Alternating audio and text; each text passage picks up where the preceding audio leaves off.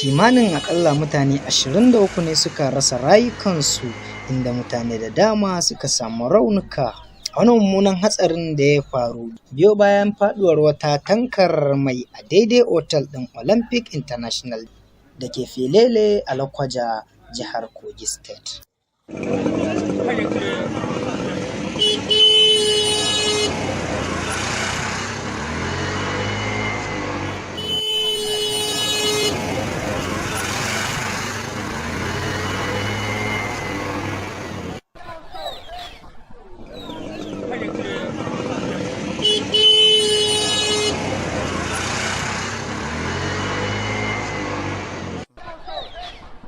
Lamarin ya faru a ranar Laraba, inda daga bisani hukumar bada agaji ta gaggawa ta Road Safety suka hallara a wannan muhallin tare da kwashe dukkan gawarwaki da waɗanda suka jikkata zuwa wajen jinya.